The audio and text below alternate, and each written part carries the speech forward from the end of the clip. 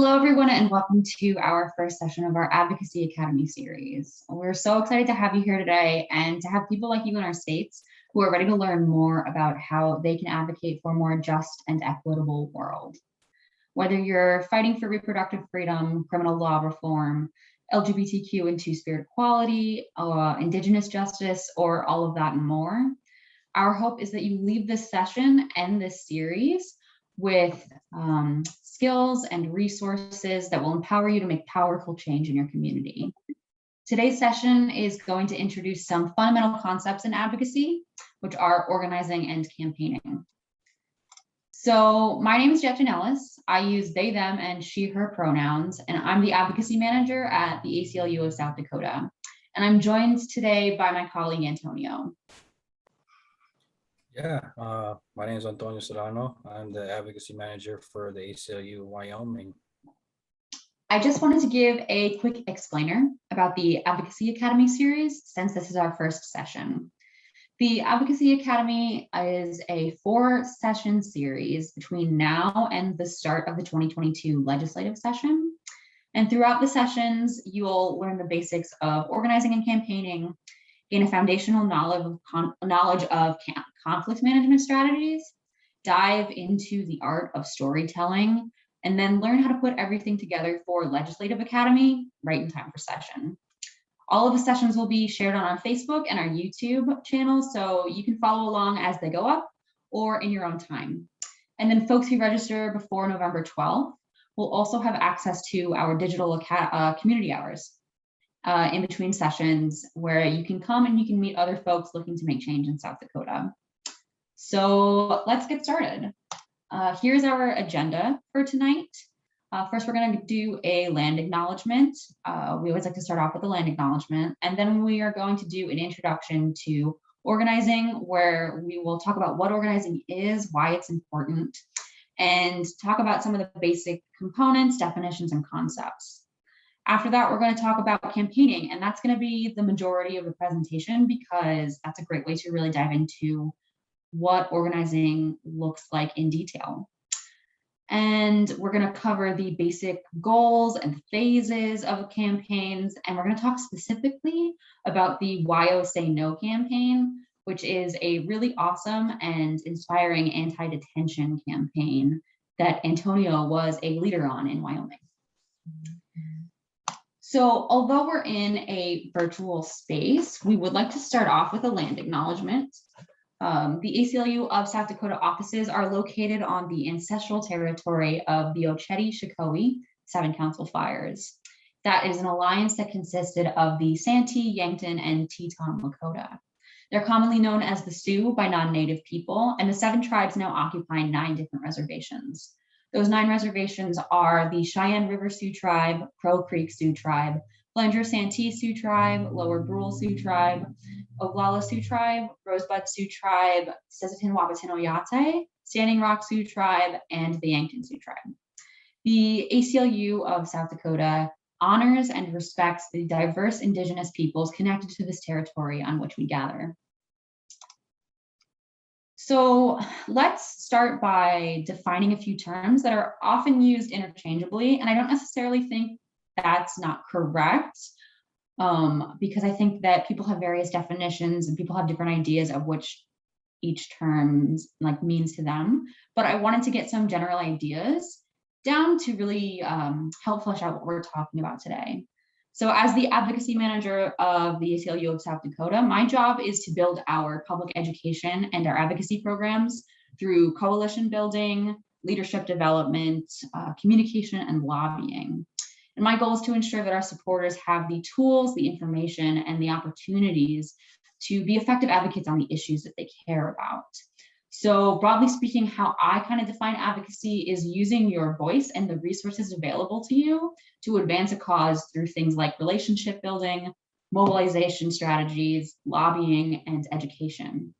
Advocacy for me is really all about building and navigating relationships. Your relationships to the people in power, your relationships to the media, your relationship with your allies and your strategic partners, your relationship to your adversaries, but most importantly, your relationship to the communities that are most directly impacted by the causes that you're hoping to advance, and their relationships with those same groups. Mobilization is a key component to advocacy because no one person can make the change that is necessary to bring about a more just and equitable world. When you're advocating for a solution to an issue, you need to be working to move people towards taking action to address the issue, and the people in power to adopt that solution that you're advocating. And that cannot be done by one. Like, working towards that takes tons of people, so you need to be mobilizing. Lobbying is generally defined as seeking to influence legislation through things like introducing a bill or advocating for or against a bill, either directly to your elected officials or through efforts to mobilize your community to oppose or support a bill and reach out to their representatives. Not all advocacy is about legislation or policies, but it usually is a big part of what advocates focus on, because changing laws, policies, procedures, and practices are ways to address systemic issues, which is what advocacy is all about. And then education is another huge component of advocacy, and that is kind of underlining all of this, I would say. It's that the more you educate people about the issues, and the more we're all educated by people who are directly impacted by those issues, the more we are able to build our relationships, mobilize our bases, and influence legislation. I also wanted to touch on activism as well, because it is similar in that it's generally using your voice and the resources available to you to advance a cause. There's oftentimes more of a focus on direct action, disruption, and intervention in activism. And this means participating in things like protests, sit-ins, walkouts, strikes. And activism can be a part of your advocacy or vice versa, which is why these words are sometimes used interchangeably. But the difference is generally just approach and like your focus. However, you can theoretically engage in advocacy and activism as one-off events, essentially, if you wanted to. You can testify at a legislature or attend a protest, but sustained advocacy and activist efforts over time, that takes organizing skills. So what is organizing? There are a ton of different ways to organize, ways that people define organizing, and activities that people associate with organizing. Some people associate organizing with door knocking and canvassing. Some people think of organizing events like protests or rallies. Some people organize online exclusively, and the list goes on. But one definition that I really like is that organizing is bringing people in community together to build community power and take action to fix a common problem. And what it will look like and what it means to build community power and take action against a common problem is entirely dependent on what issues you're organizing around and the context that you're working in. But ultimately, organizing is about strategic thinking and figuring out how everyone can come together and contribute to the solutions to collective problems. So why is organizing important? The problems that we see in our world did not happen by accident. Systemic oppression is built into our laws, our policies, and our everyday practices and culture. It's preserved by people with power and privilege. So organizing collectively with a unified anti-oppressive message is one tool for achieving justice and fighting for a more equitable world. Organizing is important because it takes intention, which is necessary for dismantling oppressive systems that have been built up over years with their own intentions. If you have a goal you want to reach, you need to plan for how you're going to get to that goal. You need to know exactly what you need to get there. And figuring those things out, making that plan and implementing that plan, that's organizing. Some key components for organizing are building a base by building relationships. If you're going to be organizing, you need a base, whether that is an established community group or a new one you're just starting. You need people who are passionate about the same issues as you and ones who are motivated to act. It takes a lot of time and energy to build and maintain the relationships that are necessary to make real change. That means connecting with people around you who are passionate and who are impacted by the issues that you care about, doing things like one-on-ones to help you establish your relationship, Share your stories, your values, and your perspective so that you can get people involved and build your base. Next is mutual learning with your base. The relationship building and sharing goes both ways. When you are organizing, your goal is not just to be educating people about the issue that you care about, but also to be learning with and from the communities that are most directly impacted by that issue. The people who are closest to the problems are always the ones closest to the solutions. Developing leadership skills and building capacity. So in any organizing that you do, you want to make sure that you are building in opportunities for people to get involved at every step of the way. And you want to get them involved in meaningful ways that help them develop their own leadership skills so they can build capacity and you can build community power together. That can mean leading with your strengths if there are people who want to get involved and have particularly relevant experience, or it could mean giving people a new opportunity to try something for the very first time. Anyone can be a leader and anyone can make change. So it's important that we empower each other and that we are engaging in sustained advocacy and activism in an empowering way. This helps us build our capacity and it helps us build community power and voice. And last is implementing strategic campaigns. And this is essential. We're going to talk about campaigning more in depth, but just briefly for now, strategic campaigns are when you and your group set a goal, develop a demand, create a strategic plan, and follow through with that plan until you win your demand. We talked about how organizing is important because it is about intention and pursuit of a more just and equitable world. Campaigns are the way that we can set our intention on specific tangible goals, and they are the building blocks of that pursuit. So I want to take a second and turn this over to Antonio now to talk about his organizing experience and what have been some of his best practices in organizing. Yeah, so I think one thing that is a good practice that, in my opinion, should be in the unwritten rule book of organizing is if you're organizing for change in the community, take leadership from the community. I think for a long time, we've had a big problem with saviorism, and we have folks who are coming into communities that they have no understanding of, and they're telling people they have the solution. And I'm telling you right now, if you're using that approach, then you ain't going to be fixing anything. If you want to be part of the change, then you need to put in the work, like Jet, like you were just saying, to truly understand those communities. You have to spend time really building relationship in those communities, like face-to-face conversations, talking to people, following up with people, and keeping your word to folks. That's important. And in states like South Dakota and Wyoming, it's a slow process, like you just described it. It could take up to years to do, you know. But I would say folks who are organizing, be patient and be prepared to spend a lot of time traveling and just talking to folks. That's how you're going to build that foundation for that campaign. One story I like to share a lot is before I started working with the ACLU, I was working with a nonprofit in Wyoming that's advocating for immigrants and Black, Indigenous, and people of color. We were approached by the ACLU, and that person told us, "I'm not here to tell you what to do. I'm not here to tell you to change anything you're doing. I'm here to support you and provide you with the resources you need so you can be a stronger advocate in your community."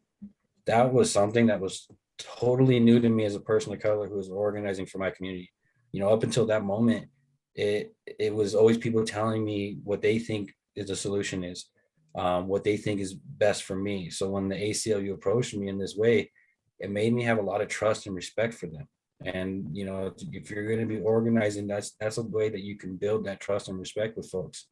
And every community has these people. You know, there are people who are directly impacted by things that need change, reformed.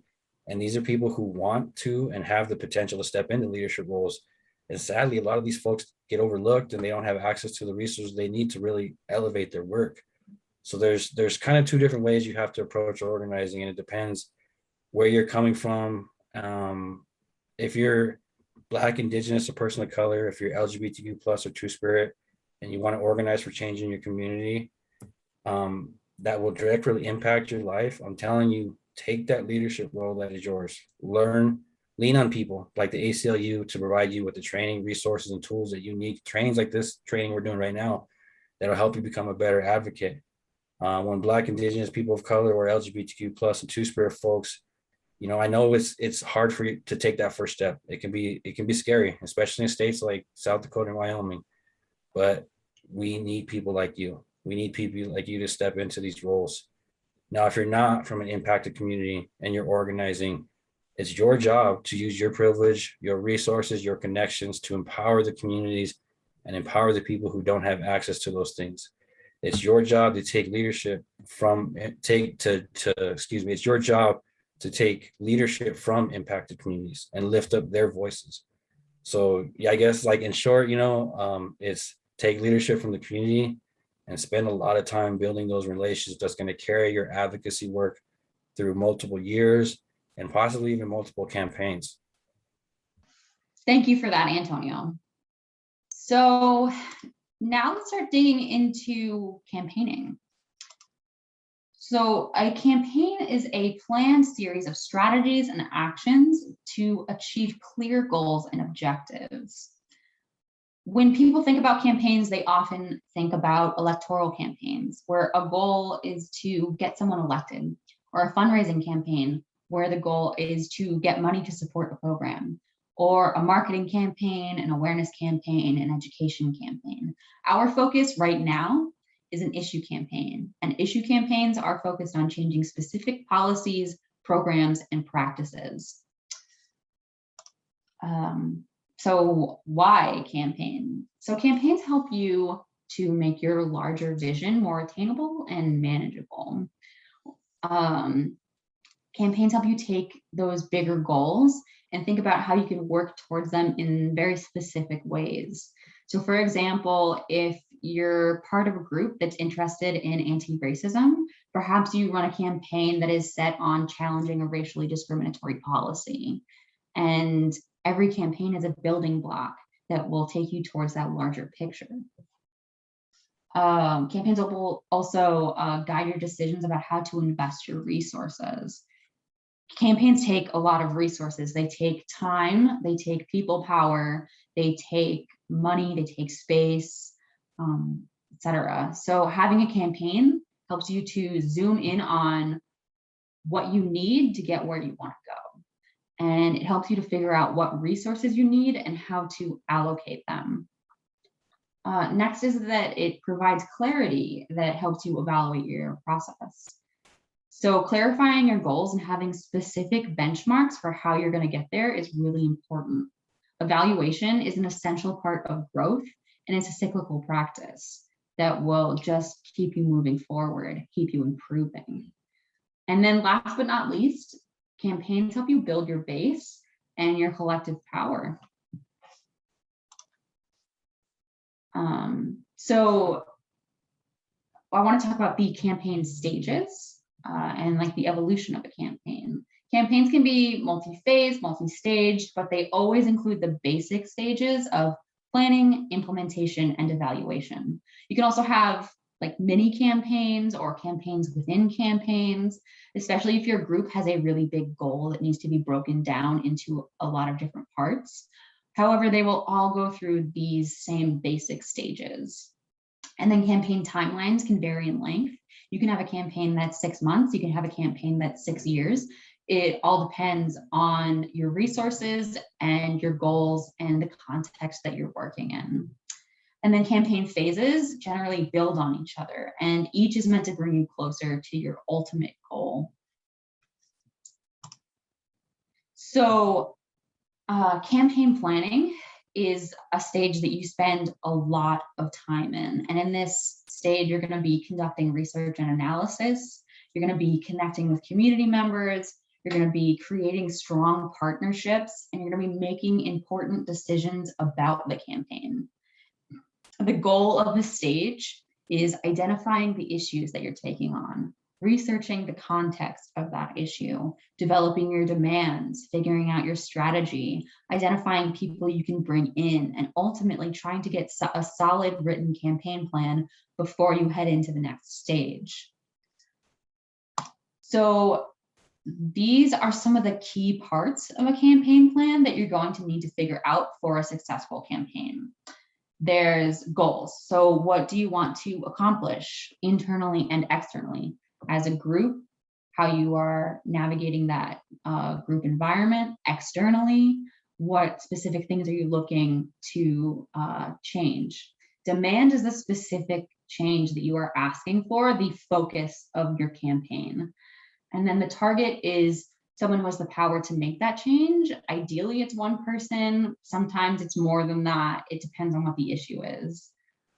Strategy is the overall framework for how you're going to get to your win. Objectives are the specific outcomes you're looking for. It's really good to be very specific. The message is what's the main thing you want people to take away? What's the narrative of your campaign? Actions. So those are the events that escalate public pressure on your target. And then tactics are the way that you coordinate actions and implement your strategy. But I'm going to turn it over to Antonio now to talk about the Why Say No campaign and explore these different elements in that context. Yeah, of course. So when it came to our goal, this was something that we agreed upon as a coalition, as a campaign team. This was something led by impacted people. So I highly recommend when someone's developing goals for your campaign, think short term, think long term. That's what we did, and it really helped make sure that we didn't leave anybody behind. We didn't leave any details out. Taking time developing our goals is what helped us consider all the different outcomes and possibilities that our campaign could encounter. It kept us on track for the long haul. And whenever we had like a question on should we do something, should we not do something, because we spent so much time working, brainstorming, having discussions about our goals, and we were able to reference back to those to help us decide in the future, okay, we're going to take action here or we're not going to take action here. So like we just spent a lot of time planning those goals out, having a lot of in-person conversations about it, when it came to the demands, we wanted to make sure this was clear, simple, and catchy. You know what I mean? You want to have something that people can latch onto, people can remember. If you have a long 10-word name for your campaign, it's going to be hard for people to remember it. So here in Wyoming, for our anti-detention campaign, we used say no to private immigration detention in Wyoming, or just say no. So this was our campaign slogan. This is where we ask people in power, like decision makers. That was our question after having meetings, like, can we depend on you to say no to a private immigration prison in Wyoming? And this was something that we could always come back to in a conversation. And it didn't matter if that was a conversation with a community member, conversation with decision makers, or interviews in the press. That's the way you always bring it back to your issue, because it doesn't matter if they're asking you about the weather. They could say, hey, it's a nice day today. And your response could be, yeah, it'd be a lot nicer if there wasn't no immigration detention in my state anymore. Always bring it back to that. You know what I mean? Just always make sure it's always in the front. Primary and secondary targets. This was important to us to identify these folks, because you cannot have an effective campaign without being able to identify who your targets are and who has power or influence over them.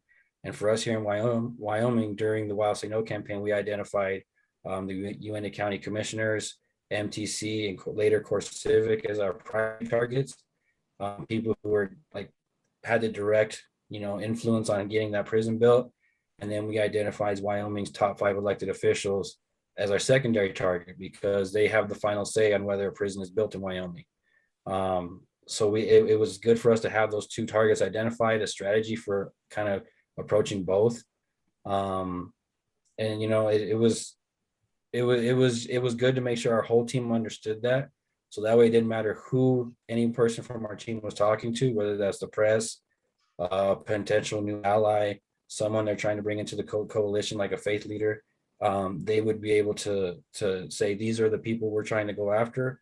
This is the power they have, and this is why we're doing that. Which kind of brings you to the strategy, and it depends on many different things. But the way you plan an effective strategy is by having people who have a deep understanding of the communities you're working in as part of your campaign team. Everyone in your campaign needs to have a very good understanding of each individual community, where like for us, everyone in our campaign knew every different county, city in Wyoming and how to effectively message to them.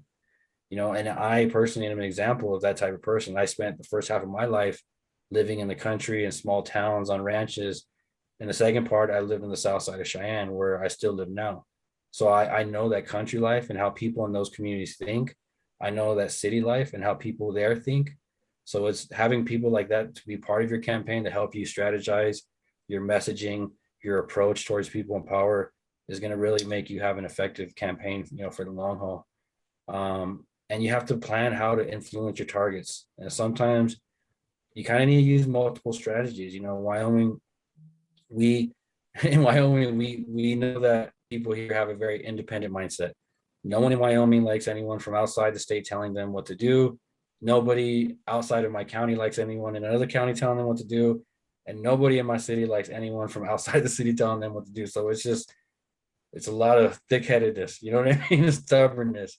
But so having those people who understand that community is going to be key to being able to have real conversations, because places like Wyoming and South Dakota, they're not California, they're not Colorado, they're not places where you can just change policy with an iron fist. You know what I mean? Like you have to kind of finesse things. You have to kind of have conversations with people you might not want to have conversations with.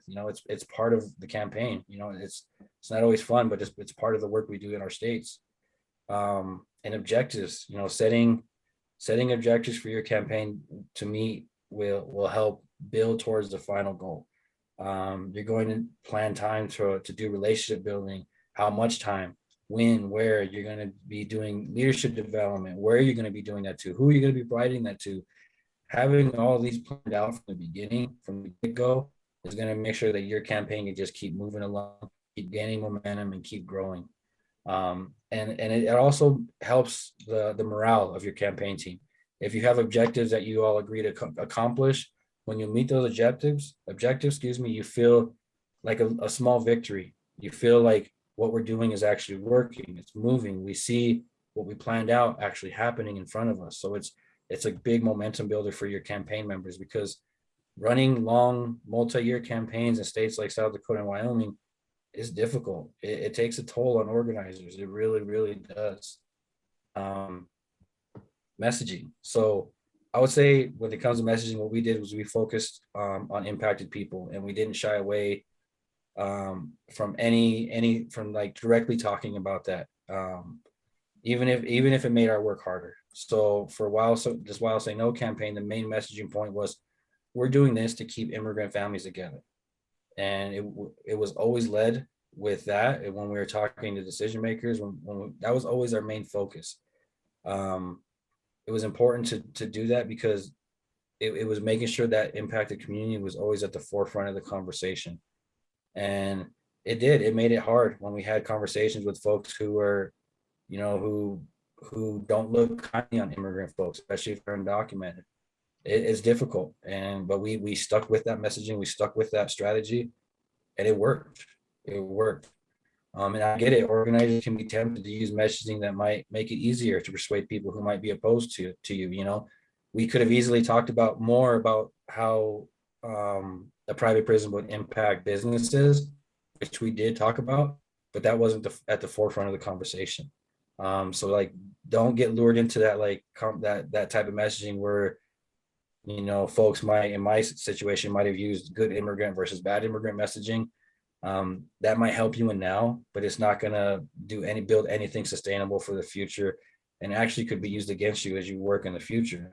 It's so craft your messaging very carefully, and make sure that the impacted people and the people who understand those communities are leading that work. Actions. This is the part that's a little fun. You know what I mean? These can be a lot of fun, but you got to remember, as organizers, these are meant to motivate people and we got to go more farther than just protests.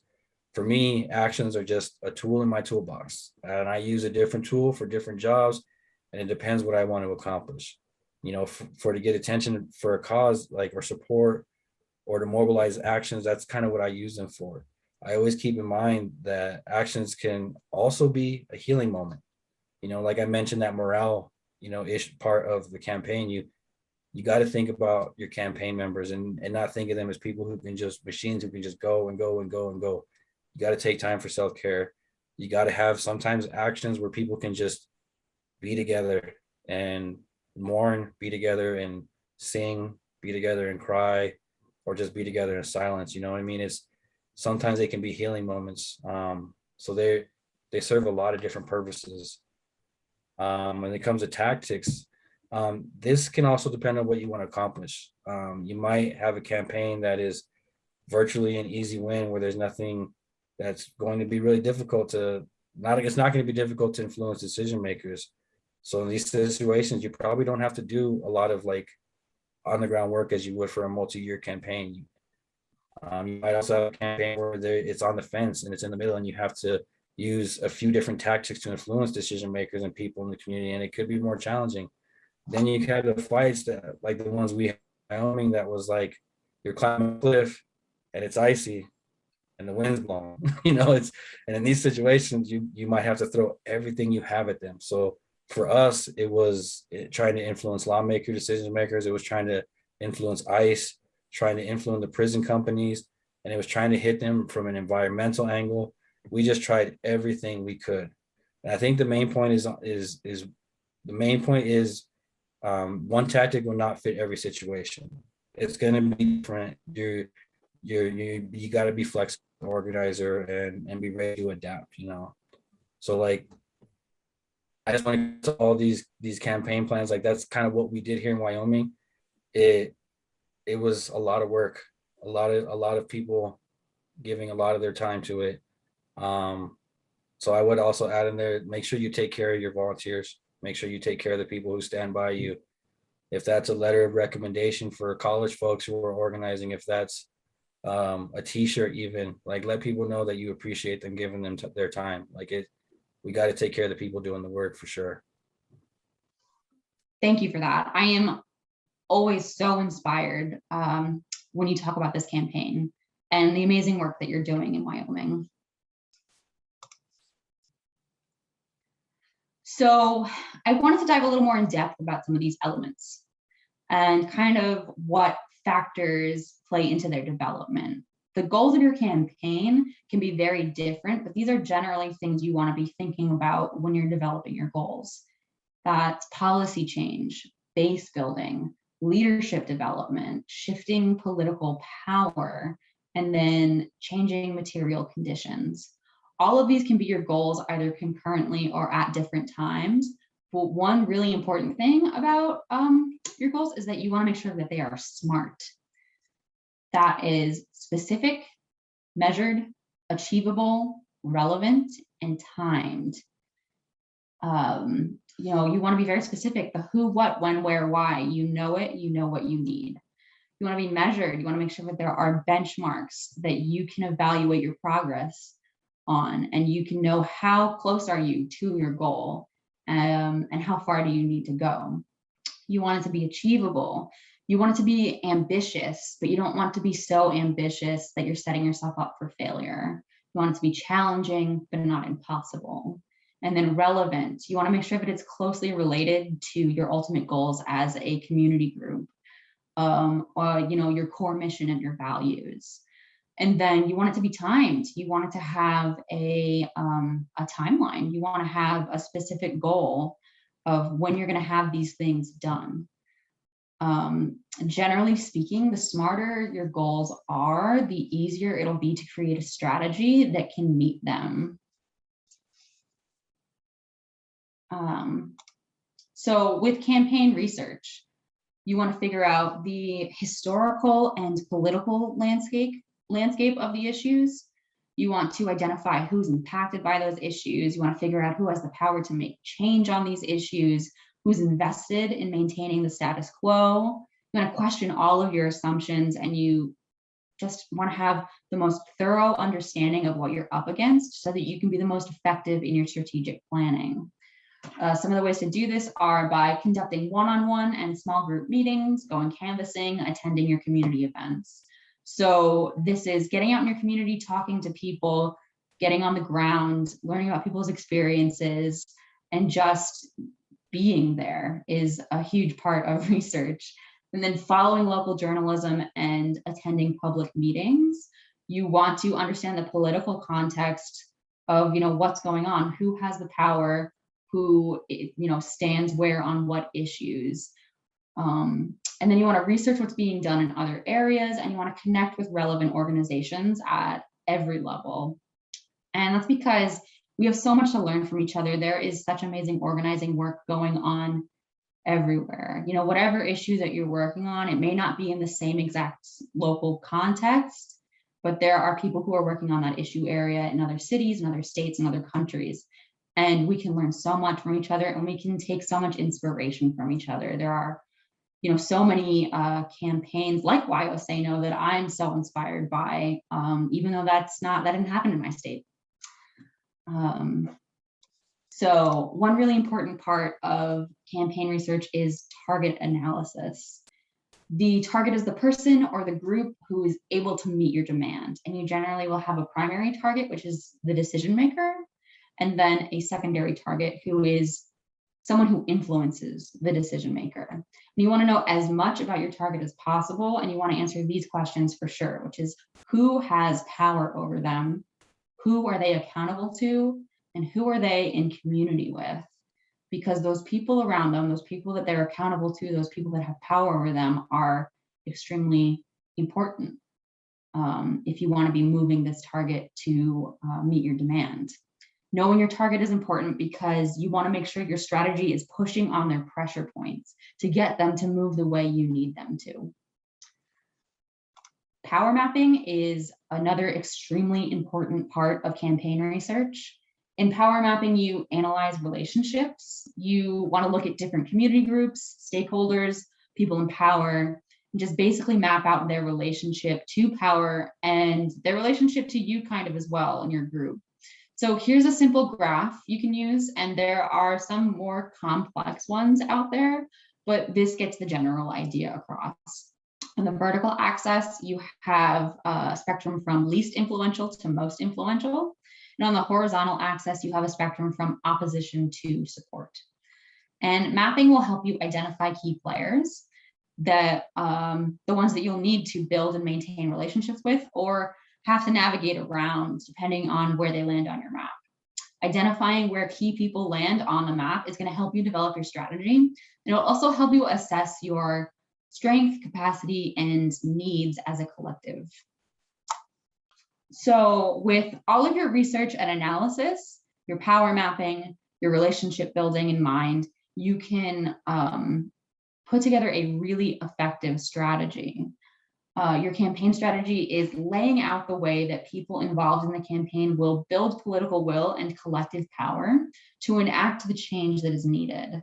And an effective strategy is going to communicate what actions you plan and what tactics you use to win your demand. You want to figure out what is the most effective way to reach your goals and to win your demand.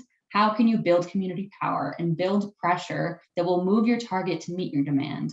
How will you plan out your actions so that they escalate that pressure and make your campaign impossible to ignore and impossible to turn down?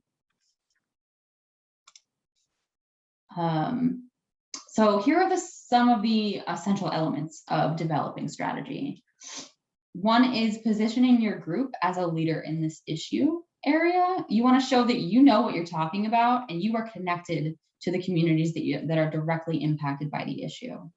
The second one is enhancing your base building efforts. So everything you do should be an opportunity to show people why they should care and why they should join you in fighting for the issue.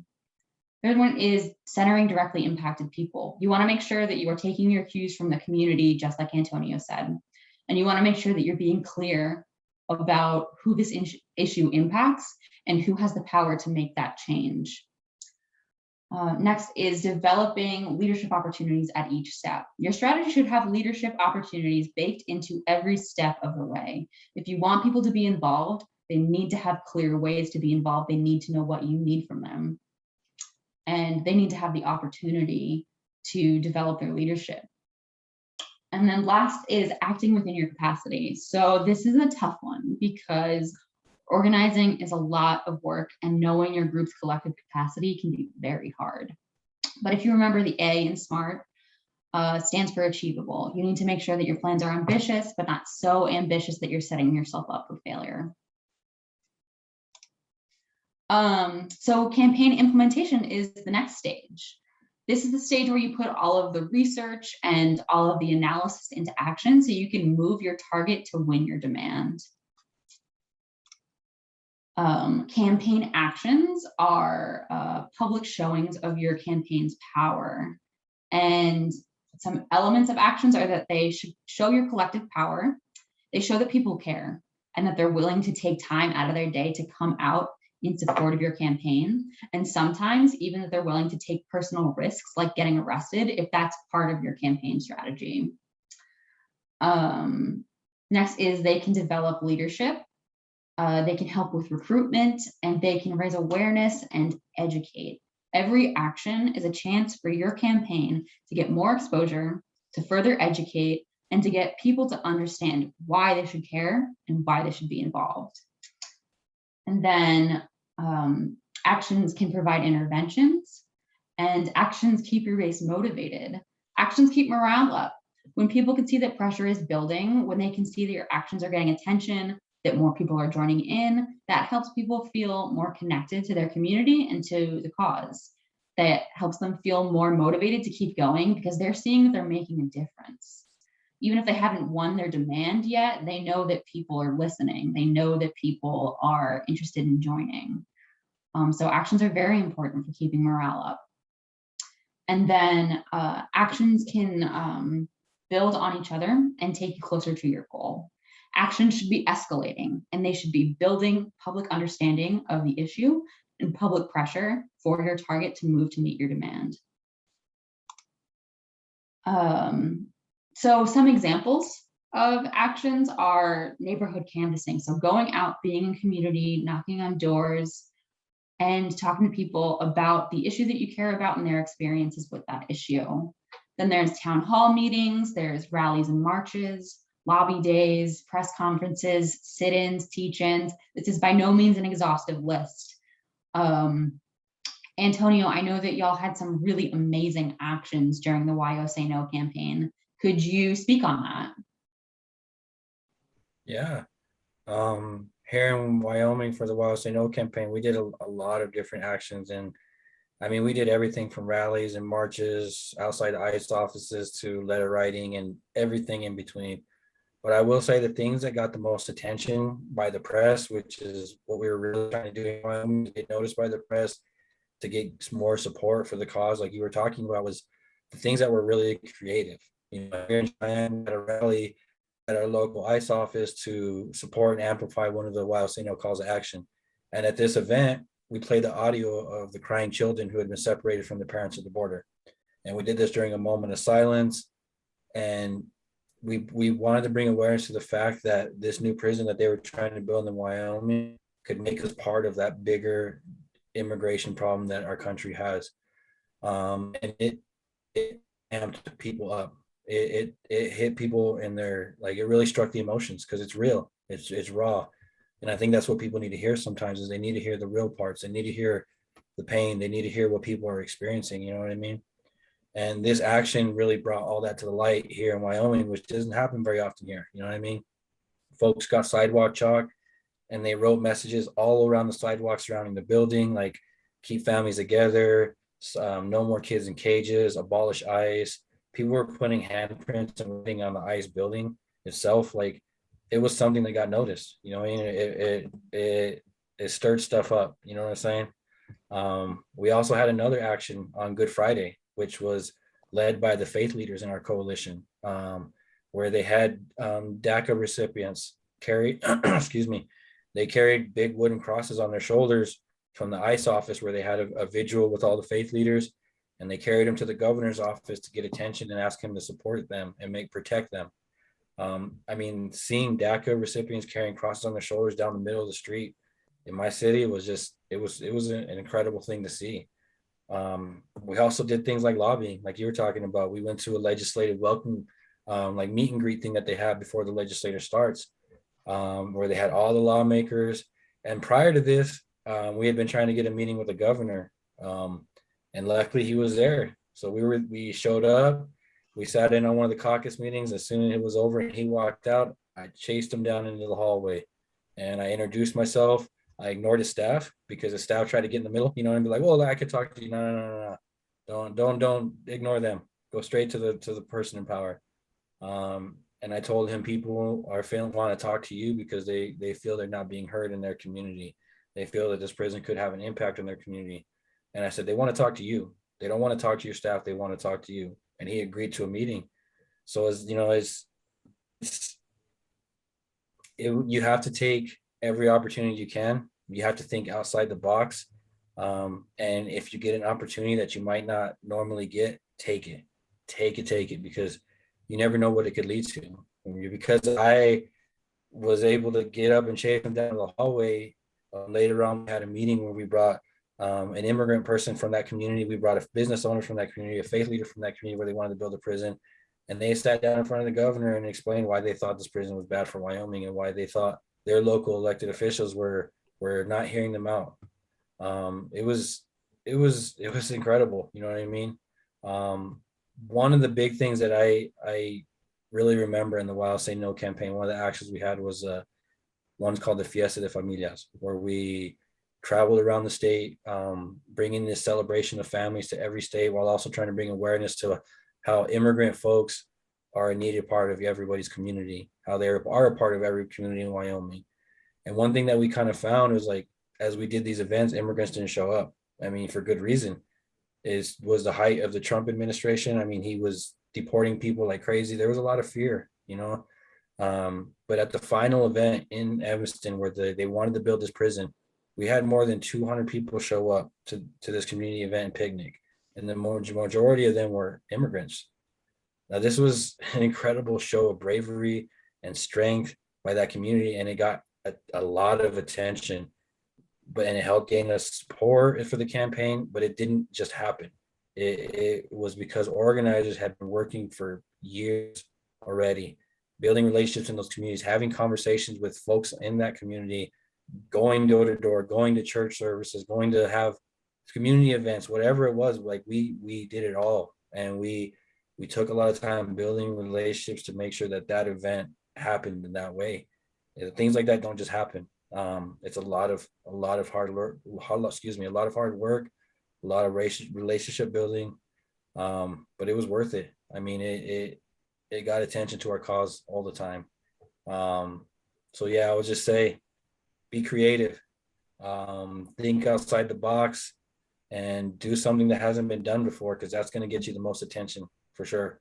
And do something that's going to stir some stuff up and ruffle some feathers. I'm always about that, Thank you.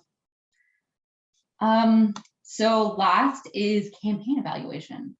Campaign evaluation is the process of monitoring the impact of your campaign on moving your target. Through campaign evaluation, you gain insight into what works and what does not work, and you eventually figure out when to end your campaign or if you need to readjust. You want to evaluate the main areas of your campaign, like progress in your meeting objectives, impact on your actions, changes in power dynamics, and changes in material conditions. Antonio, I know that Why Say No was a really successful campaign. Can you tell us more about that and kind of where you're at with it right now? Yeah. So we had a few different ways of evaluating our campaign. We kind of planned every year we're going to have one in-person meeting, couple hours, to really dive deep and debrief actions, debrief events, talk about, like you said, successes, failures, all those different things. And then we also had to set up a way to make sure we stayed accountable throughout the whole length of our campaign. So we didn't have to wait till that yearly check-in to make sure we were on track. We set up an accountability council, which was a group of folks who were all immigrants, most of them undocumented, who reviewed our messaging, reviewed our content we were putting out, who reviewed press releases, who reviewed social media posts. Like they looked over everything we did to make sure we were being accountable to the folks we were trying to help and that we were on track. So that way we did have that yearly big debrief, but then we also made sure we had somebody keeping us in check throughout the whole year, and it worked. I mean, it led us led us to success. We beat 2 private prison companies in Wyoming in the height of the Trump administration. Like that was an incredible victory, you know. But what we did afterwards is like we had something huge we built. It was a coalition across the state. It was faith leaders, business owners, community members, nonprofits, and it was so strong that we didn't want to just let it end. You know, we had victory, but we didn't want to let it end. You know, and with Wyoming not having any other immigration detention centers, we decided to turn and focus on local jails and detention centers who have contracts with ICE, who have informal or formal agreements with ICE. While Say No decided that they wanted to take all that anti-detention momentum and keep it going and just refocus it and evolve. You know, like you said, sometimes they change, they evolve. That's exactly what we did. You know, we still keeping that same message. Wyoming is saying no to immigration detention in Wyoming. And now we're going to work to abolish it altogether in Wyoming. So that's kind of where they're going now. Again, it's going to be a multi-year campaign.